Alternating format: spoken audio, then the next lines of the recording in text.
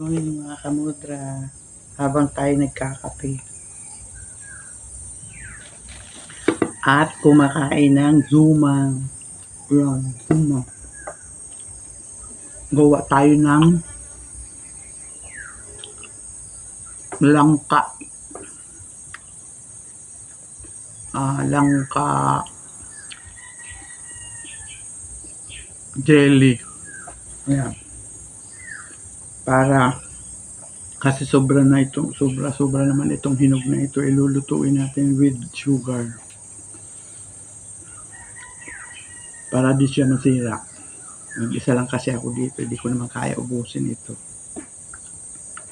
daming-dami. So ang gagawin natin ay lulutuin natin siya sa asukal.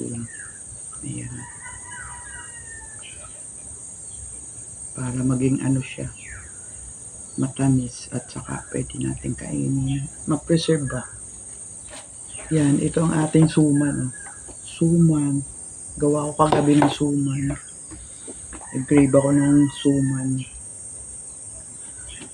Ayan. Yan, nalagyan, tanggalin natin sa buto yung langka. Yan o.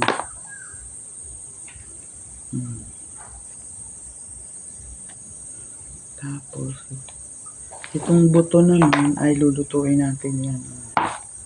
Sarap yan. Bili ako maya ng gata para gagataan ko yan. Sarap. Ayan, ito. Ang hirap tanggalin eh. Natamad ako Ayan. Ayan, kamudra. Sa panahon ngayon, kailangan mong masipag ka. Huwag kang tatamad-tamad para di ka magutom. Sa mahal na mga bilihin, mura ang ating mga sweldo. Ayan, kailangan natin mag-save tayo sa ating kung mayroon kayong mga tataniman, magtanim kayo ng mga gulay-gulay para di na kayo bibili sa palengke at yan ang mahal ng mga bilihin. Nakakagulat.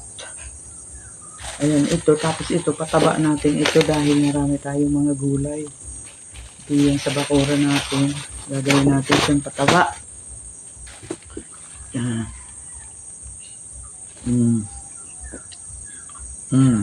Diba? Hindi tayo nagugutom. Tapos ito naman, isa na lang ito. Bali yan lang naman yung natira. Sawa na ako kaya gagawin ko na lang siyang palaman sa tinapay. Ayan. Yan, taon-taon ito, ang dami kong mga langka na nahihinog.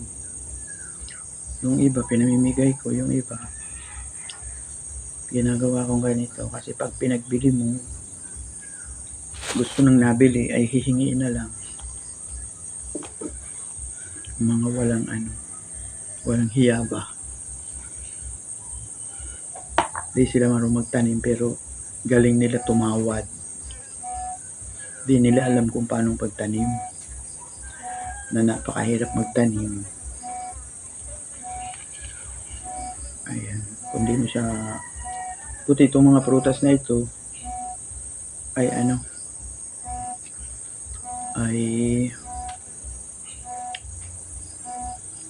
kahit di mo siya alagaan, taon-taon mabigay siya sa'yo ng bunga. Yung mga gulay, kagaya sitaw, talong, kamatis, pichay, mustasa, yung mga yan, ay hindi yan nabubuhay kung hindi mo siya aalagaan ng mabuti. Siyempre, pinagkakagastusan mo. Tapos pag nakita ng mga epal mong mga kaibigan, nakala ay natubo na lang yan sa tabi. Pahingi, ito sa akin yan. Nagdi-demand pa yan ng yung maganda ang pipiliin para sa kanya. Kapal na mukha. Diba? Bakit di ka magtanim ng sarili mo? at umaasa ka sa kapitbahay mo manghingi ka ng manghingi. Kapal ng mukha mo, yun ay pinaghihirapan, pinagkakagastusan. O hindi naman ako sa madamot at kasi hindi ako madamot. Pero gusto ko lang malaman nila, wag silang tatamad-tamad, magsipag sila para meron silang makakain. Hindi yung pag nakakita ka sa bakuran ng iba, ay gusto ko yan. Ang kapal na mukha mo.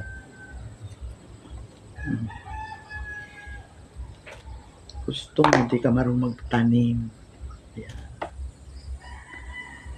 Ngayon, kailangan mo din matapang ka. Hindi yung mabait ka lagi kasi inabuso ka.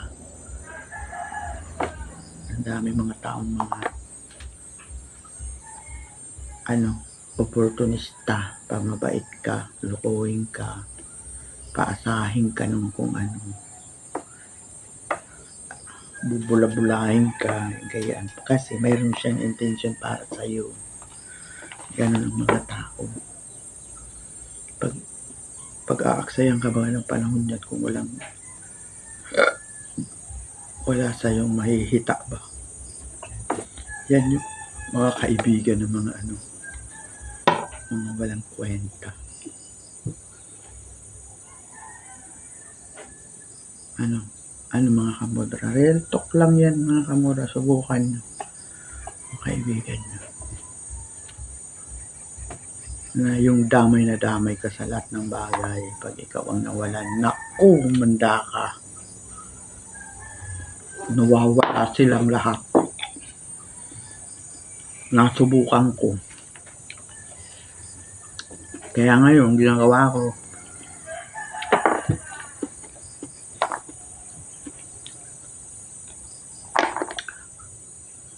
magsarili na lang sa bahay.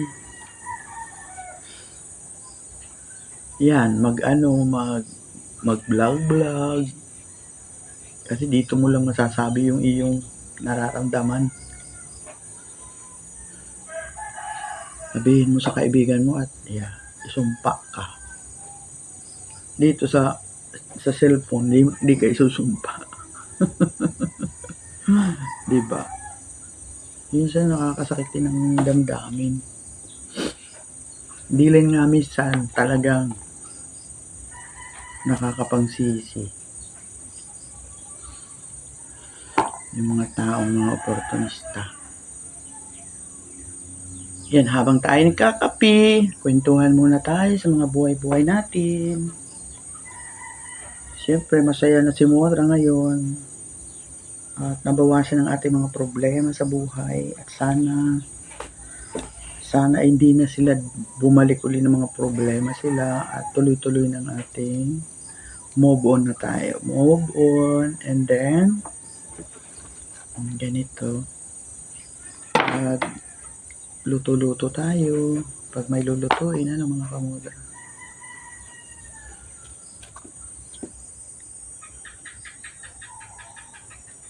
Hindi na ako nagtrabaho kasi matanda na ako eh. Dito na lang sa bahay. Magtanim tanim. Pag yung mga daw na inaasam, may dadating din yan. In time, sabi daw. In time. Pagdating ng takdang panahon, sabi ni Kuya sa Big Brother. Naalala ko lang. Yes. Naalala ko kasi pag nag 5 AM na, sagsag na ako sa trabaho. Maghapon. Dadating ako mga gabi na. Pagod na pagod. Madumi ang bahay. Di ako nakapaglinis. Trabaho eh. Wala din naman nangyari sa trabaho. Nauwi din sa mga kung ano-ano. Parehas din naman. Basta magsipag lang. Magsipag. Yun lang. At hindi ka nakakatapak ng sino man na tao. Nabubuhay ka ng tahimik. Normal. At walang sinong tinatapakan. inaagrabyado. Ayan.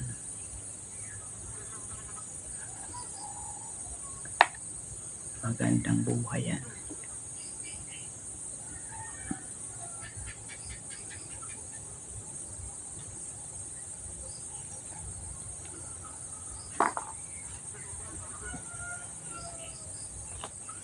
Ngayon ko lang na-realize mo ka mga kamotor, nagsayang lang ako ng panahon. Sana ay hindi ko na ginawa yung mga ginawa ko no. Para pinagsisisihan ko talaga na napunta ako sa mga maling tao. Nakakapangsisi.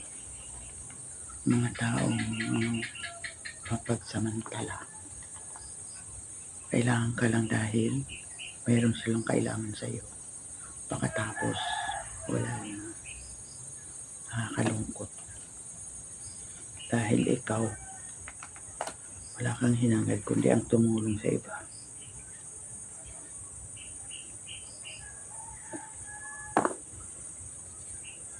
Pero nagpapasalamat pa rin ako kasi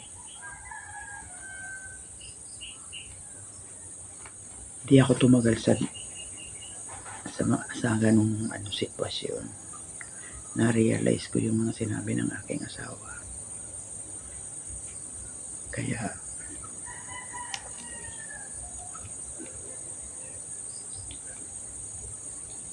ayun, tahimik na yung buhay ko. Hindi na ako stress. Ayan, masarap ang buhay. Kumakain, namamasyal, nagre-relax nang walang mga sigalot. Ayan, tapos na tayo mga kamodra.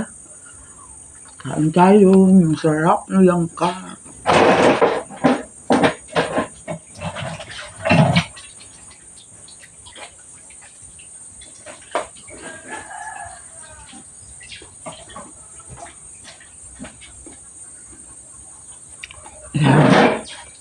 Andito ulit ako. Tatapusin natin yung pagkape natin at pagkain ng suman. Malamig na yung kape ko.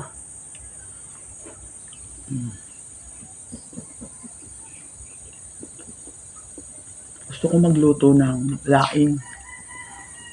Mamaya makuha kong laing. Para makapagluto ko, lalagyan ko ng kasag. Sarap. O kaya hipon. Sarap.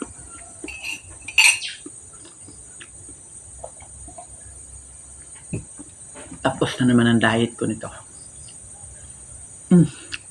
Sarap. Malangaw-langaw, may maliliit na langaw. Sa mga isang puno ito mga kamodra. Nalutuin ko ito mga kamodra. Lalagyan ko siya ng asukal. Mga 1 kilong asukal. Ay mamaya ko na ito ilalagay at kakaunti naman bibili ako 1 kilong asukal. And then, lulutuin ko siya sa kahoy para maubos yung gasol ko. Mahal ang gasol. Kaya sa kare lang tayo. Alas 8 pa lang naman. Mamaya magagawa ako ng aking garden. Papakita ko sa yung sitaw ko na mumulaklak na siya. At saka yung aking mustasa, pwede na siyang gulay. Pichay. Yung aking sitaw, sa ilalim ay kamatis. Mamaya ipapakita ko sa inyo yung tinanim kong repolyo. May tinanim akong repolyo experiment kung maganda dito sa atin kasi ang init. Lalagyan ko siyang shade para hindi siya masyadong maiinitan. Sa ilalim ng sitawan ko siya gagawin yung aking repolyo na violet ang kulay. Tara. Pag nag-succeed, matanim mo na akong carrots, radish, yung iba't ibang klaseng radish at saka yung iba't ibang klase ng sili. Ganda. Kita niyo mga kamotra yung aking garden. Pang alis ba ng Pang-alis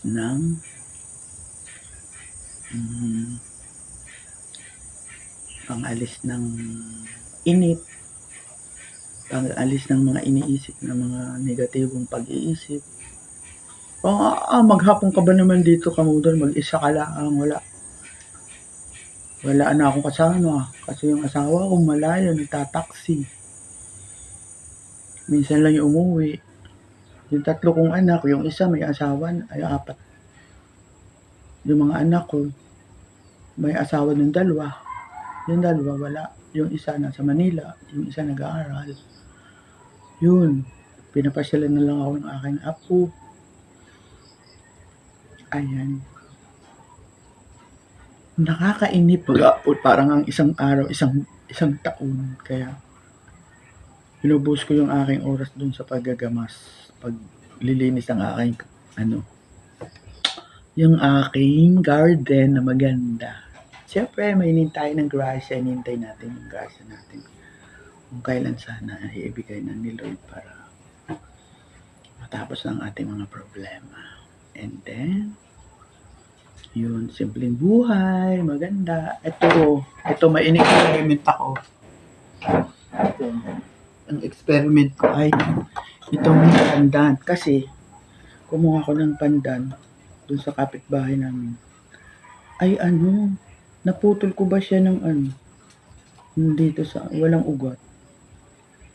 Tingnan ko kung umugat siya. Nilagyan ko siya ng solution ng pampaugat. Let me see kung maugat siya. Dito ko lang muna siya para So yung pandan ko nasa Bicol, doon ko tinanim. Gusto ko magtanim dito ng pandan kasi pag nagluluto ba ng mga kakanin, halimbawa itong suman ko, nilagyan ko siya ng mga pandan, di ba mabango? Hindi tayo bibili ng mga vanilya na yan. Anis pala, mayroon akong anis. Gusto ko magtanim ng yung mga hindi nakikita dito sa yung pag nagluto ka ba, mayroon na. Doon kukuha sa garden, kukuha ka na lang, katulad naman nakikita natin dyan sa Facebook na pag magluluto, mag-harvest na lang kung ilan ang gusto mo. Yun ang maganda kasi nakakatipid. Hindi tayo sa ibang bansa na may dumpster diving na makakakuha ka ng yung mga tira-tira sa tindahan na hindi na malapit na ma-expired na inilalagay sa bin na malinis naman. Wala dito sa atin kung hindi nabubulok na. Tinitinda pa, nakita nyo sa palengke. Yung mga yung Pilipinas kasi hindi conscious sa health ba, kaya maraming nagkakasakit. Yung mga nabubulok na tinitinda pa nila. Makikita mo sa palengke, madumi. Tapos yung mga kailangan ng itapon, binibili pa nila. Nakita ko dun sa ibang bansa, kahit di pa ako nakakarating ng malalayong lugar. Ay makikita mo ang palengke, napakalinis talaga kahit humiga ka. At saka may quality ang kanilang mga pagkain. Hindi bibilhin talaga. Ang minimum itlog may expiration Itlog, langis, may expiration. Dito sa atin, bugok na yung itlog. Tinitinda pa.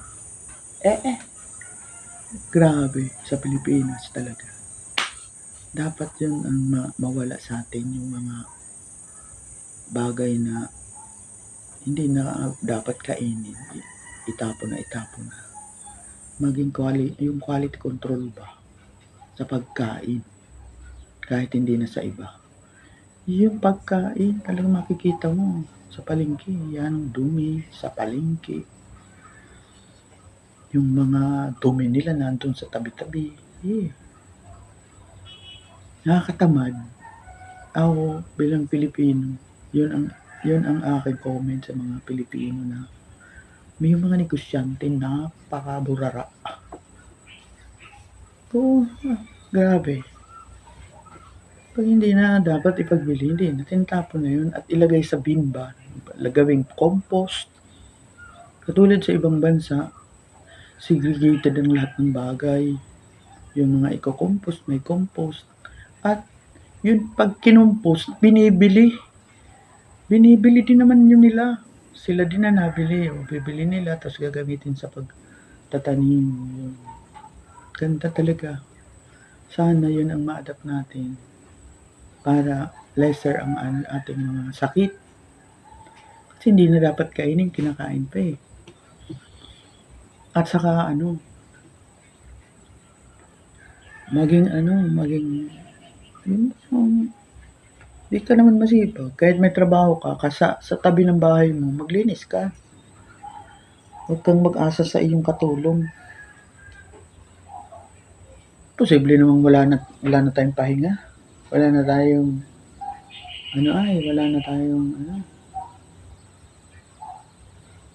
pahinga sa bahay. Yung mag-relax ka, makita mo yung paligid mo malinis ba? Yun, ganda tingnan. Yan ang ganda. Yung mga nakikita natin dyan sa Facebook, sana i-adapt natin yung maganda. Tapos yung nakikita ko sa Facebook, lahat aksidente. Sus, Marius, nakakatakot. Nakaka-phobia. Hindi ako masyado sa Facebook natin yung mga nakakatakot kasi kung yung mga patay ba, yung mga nakaksidente, yun ang mga Diyos ko po, dapat Diyos ko, ang sakit sa mata ba, nakakatakot. Dapat yung pinapakita yung magagandang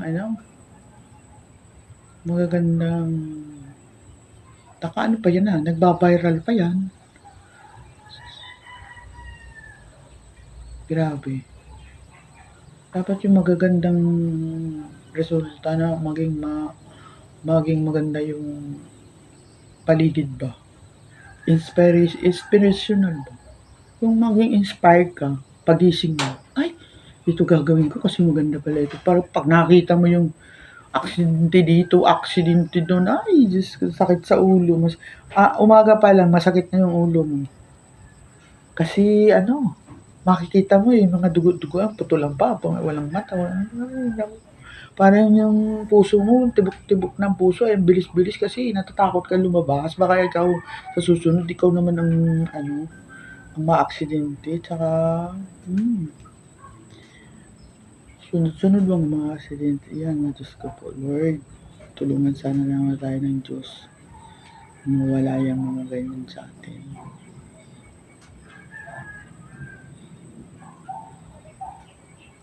Nakakatakot talaga. Nakakatakot na. Hi, anyway, mga kamudra, yun lang ang aking share sa inyo. Siya, maging patas tayo sa laban sa isa't isa. Patas sa bawat tao. Maging humble tayo. At simple lang. Ani naman natin yung milyon kung nakakaapak tayo ng tao. Masarap yung patas ka lang. Kasi di naman tayo aabot sa 200 taon, 100 taon. Ang tao ngayon, wala pang 40, wala pang, nakikita nyo, may patay dito, patay doon, babata pa eh. Kaya swerte natin maging 60 tayo kasi inabot natin ng senior citizen. So ako, malapit na maging 60. Wow. Pero hindi ko naman hinangad na mag 100 years pa ako.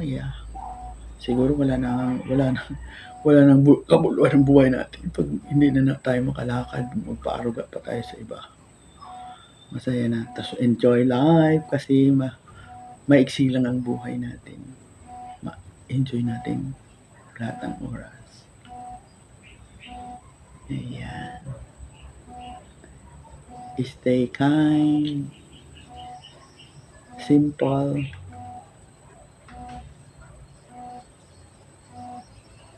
Yun lang mga kamudra. Magandang umaga sa inyong lahat. See you in my next video. Wow! Huwebes ngayon, anong dapat gawin natin? Ayan. Oh, 'di ba? Fresh na fresh. 'Di pa tayo naliligo. Ayan. Do I look 60? Oh my God, 60 na ako, malapit na.